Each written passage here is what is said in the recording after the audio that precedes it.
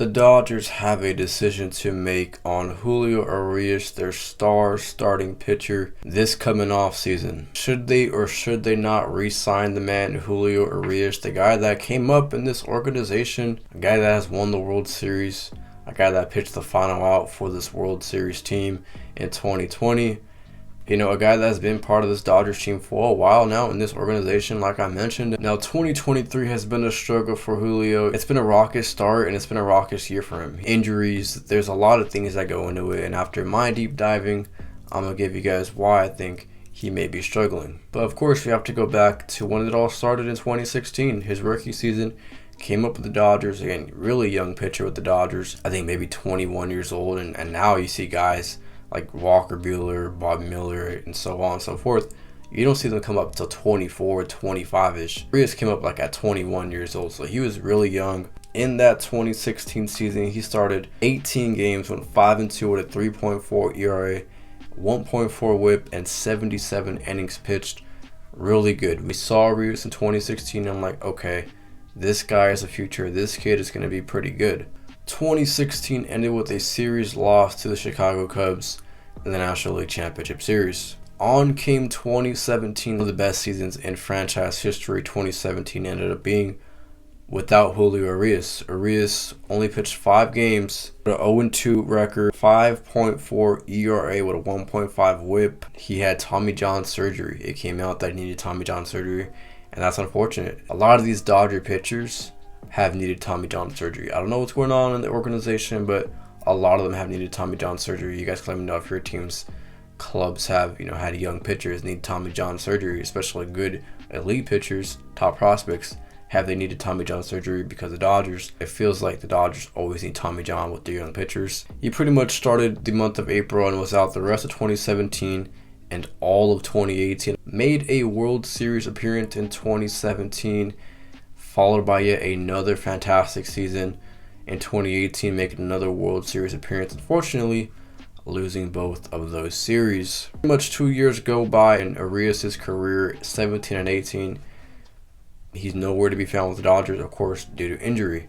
2019 rolls along, you see Urias return, and most of his appearances came out of the bullpen. He did start 11 games, but 37 games overall. Most of his work was out of the bullpen where he shined. He definitely shined and kind of foreshadowed what he could be out of the bullpen. 2019, 4-3 record with a 2.4 ERA, 1.0 WHIP, and 80 innings pitched. So 80 innings now his career high. So he's hovering around that 80 inning mark to the first 4 years of his career. So he's not really getting up there. But you see him yet again come back in 2019 and show he's really good. 2020, pretty much the entire 60-game season, he made all of his starts, posting a 3-0 record with a 3.27 ERA, 1.1 WHIP, 55 innings pitched, so he didn't even reach 80 innings.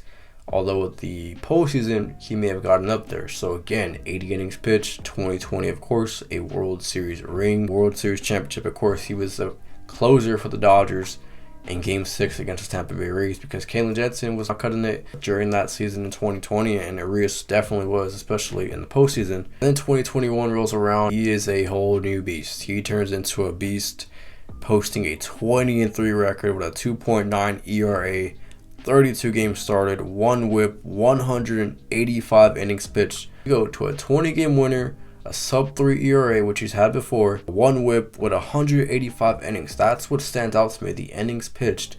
And the Dodgers love to cap off on innings pitched with the younger guys. Is this detrimental to their growth? Well, 2022, he goes 17-7 with 31 games started. Again, pretty much starting every start of the year. Did not get injured. Very durable pitcher for the Dodgers. 2.16 ERA that year in 2022. A top 3 finisher in the Cy Young. A .9 WHIP.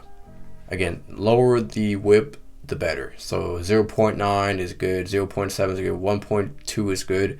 When you get to the 2 and 3 numbers, that's not good WHIP. Walks, hits, innings pitched. 2022, he went 175 innings pitched, not to mention the postseason. Yeah, in the postseason, he might be approaching 200 innings pitched both years. Maybe not 2022, but 2021, he was pretty much right around 200 innings pitched, I would imagine. 2023, though, this year, where we are now, we're at 5-5.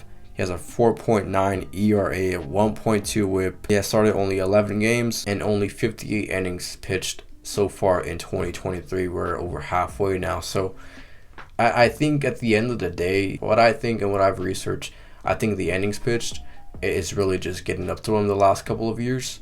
And so in 2023, he's kind of wearing down, slowing down a bit. You're not seeing shutdown guy that Julio can be. He's leaving balls over the middle of the plate. Again, he's just not really fluid out there on the mound. And so I think that's the downfall to Julio Urias. Now the question becomes, should the Dodgers re-sign? The Dodgers are going to have a lot on their table in 2024 of what they want to do. Personally, I'm not giving Julio a huge contract. I'm not giving him an 8-year contract, a 7-year or 6-year. I'm not giving him anywhere near that. I'll go 3 years, $90 million. That would be my personal offer. Hey, sign it right now. 3 years, $90 million. You have the chance to rebound and enter free agency still, relatively in your early 30s. I think it's a good deal for both parties. 3 years, $90 million. Again, you could hover around there with the length and the years. I'd be around that market. Yeah, guys, that's going to do it on this video. Let me know your guys' thoughts about Julio Urias and the Dodgers down below in the comment section. With that being said, I'm going to sign off. I appreciate everybody tuning in. I'll talk to you guys again next time. Later.